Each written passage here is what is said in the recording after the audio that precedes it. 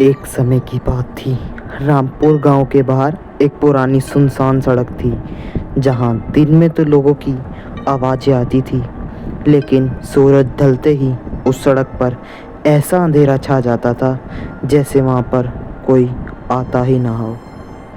गांव के दो दोस्त गोलू और सोनू आज शाम को खेतों से लौटते समय उसी रास्ते से गुजर रहे थे। एक रात दोनों ने सड़क के किनारे एक छोटी सी दुकान देखी, जहां मिट्टी के चूल्हे में गर्मा गर्म तेल खौल रहा था और कढ़ाई से पकोड़े छन रहे थे। तभी गोलू ने हैरानी से कहा, अरे सोनू, ये दुकान यहाँ कब से खुल गई? मैंने तो आज तक इस सुनसान सड़क पर कोई दुकान नहीं देखी, और वो भी रात में। इतने समय पर तो कोई दुकान नहीं खुलती, जबकि गांव में एक भी आदमी इस रास्ते पर आने की हिम्मत तक नहीं करता। फिर भी इसने ये रात में दुकान खोली हुई है।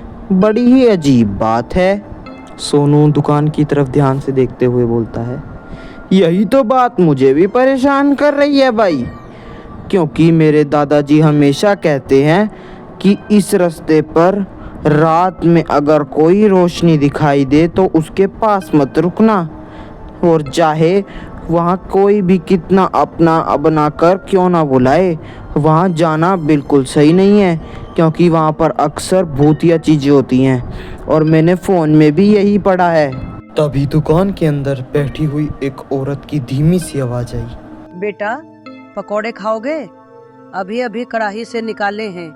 इतने गरम हैं कि एक बार खा लोगे तो स्वाद जिंदगी भर नहीं भूलोगे। गोलू हंस पड़ा और बोला, अरे चाची, स्वाद जिंदगी भर नहीं भूलेंगे तो पैसे कितने लेने वाली हो? पैसे भी तो ज़्यादा लोगी अगर स्वाद अच्छा मिलेगा तो। औरत ने अपना चेहरा नीचे कर लिया और फिर अचानक उसकी गर्दन बिना शरीर हिलाए गोलू की तरफ घूमी और बोली, पैसे? तुमसे पैसे नहीं लूंगी। गोलू ने फिर भी डर को मजाक में उड़ाते हुए पकोड़े की प्लेट को हाथ में उठा लिया और उसने सभी की तरफ देखते हुए बोला, देख सोनू, तू हमेशा बेकार में डरता रहता है। गांव में कोई नई दुकान दिख जाए तो तुझे भूत दिखाई देने लगता है। अब मैं ये गर्मा गर्म पकोड़े खाऊंगा और साबित करूंगा कि बस एक साधारण पकोड़े वाली आंटी है ये, इससे डरने की ज़रूरत नहीं है। तू बेफालतू में इतनी फ़िक्र करता रहता है, और इतनी फ़िक्र करेगा तो खाना कैसे खाएगा? सोनू ने उसका हाथ पकड़ लिया। गोलू, रुक जा, तूने देखा नहीं है यहाँ ना कोई घर है, ना बिजली का खंभा, ना कोई रास्ते की रोशनी, ना ही फिर भी कि एक दुकान। इतना उजाला कहाँ से आ रहा है? ऐसा कैसे हो सकता है? गोलू ने बात टाल दी और बोला, अरे भाई, लालटेन होगी यार, और वैसे भी दुकान है, क्या पता अंदर लाइटें लगी हो, रोशनी हो, तो इतना डर मत। इतना कहकर उसने एक पकोड़ा मुंह में डाल लिया। कुछ सेकंड बाद उसने बोला, भाई, ये पकोड़ा इतना स्वादिष्ट कैसे हो सकता है? मैंने आज तक ऐसा स्वाद नहीं खाया। तभी औरत मुस्कुराई और बोली, एक और खाओ बेटा, जितना खाओगे उतना ही अच्छा लगेगा। अभी तो तुमने केवल एक पकौड़ा खाया है। इस कढ़ाई के पकौड़ों का असली स्वाद तो तब पता चलेगा जब तुम इन्हें बार बार खाओगे। सोनू ने औरत से पूछा, आंटी, आपका नाम क्या है? वैसे ही पूछ रहा हूँ। औरत ने धीरे से अपना चेहरा उठाया। उसकी आंखें बिल्कुल लाल थी। वह बोली, नाम जानकर क्या करोगे बेटा? लोग मुझे अलग अलग नाम से बुलाते थे, लेकिन अब कोई मुझे नाम से नहीं बुलाता। औरत की आवाज़ एकदम डरावनी आवाज़ में बदल चुकी थी। उसकी आवाज़ अब काफ़ी गंभीर थी। तभी गोलू ने प्लेट नीचे रख दी। पकोड़े ज़मीन पर गिर गए और कुछ ही पल में उनमें से काला धुआं निकलने लगा। पकोड़े सारे गंदे हो चुके थे। सोनू एकदम डर चुका था।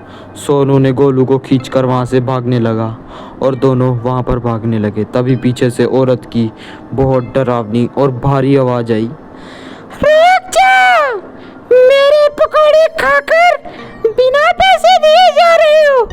ऐसा कैसे? ऐसा कैसे? गोलू ने पीछे मुड़कर देखा तो उसकी चीख निकल गई। वहाँ दुकान की जगह एक पुराना टूटा हुआ पेड़ था और वह देखने में भी काफ़ी डरावना था। सोनू ने कांपती हुई आवाज़ में बोला, गोलू, मेरे दादाजी सही कहते थे, यहाँ कोई दुकान नहीं थी। यहाँ वही जगह है जहाँ 20 साल पहले एक औरत पकोड़े बेचा करती थी। और भाई अब मुझे बिल्कुल सही नहीं लग रहा। गोलू ने घबरा कर पूछा, लेकिन उसके साथ ऐसा हुआ क्या था? तभी सोनू ने कहा, लोग बताते हैं कि एक रात गांव के कुछ लालची लोगों ने उसके सारे पकोड़े लूट लिए थे और पैसे देने से इनकार कर दिया था। उस औरत ने विरोध किया तो उन्होंने उसे धक्का दे दिया और वह इसी पेड़ के पास गिरकर इस पेड़ से चिपक कर मर गई। तब से यह पेड़ श्रापित हो गया है। तभी गोलू की सांसें तेज हो गई और उसने बोला, तो फिर वो आवाज़ भी यहाँ क्यों आती है और वो औरत फिर बार बार यहाँ क्यों भटकती है? उसे कभी मोक्ष की प्राप्ति नहीं हुई क्या? क्योंकि कहते हैं कि मरते समय उसने कसम खाई थी कि जो भी उसके पेड़ के पास दिख गया और उसे पैसे दिए बिना यहाँ से जाएगा पकोड़े खाकर, तो वह उन सबको मार देगी और उसे अपना कर्जदार बनाकर रखेगी हमेशा हमेशा के लिए। तभी उसका दोस्त डरते हुए बोला, तो भाई तेरा कहने का क्या मतलब है? हम भी उसके पकोड़े खाकर उसके कर्जदार बन चुके हैं। भाई तू कैसी बातें कर रहा है यार? पहले बताता ना अगर तुझे ये सब पता था तो। यार भाई अब तो हम फंस गए यार यहाँ पर।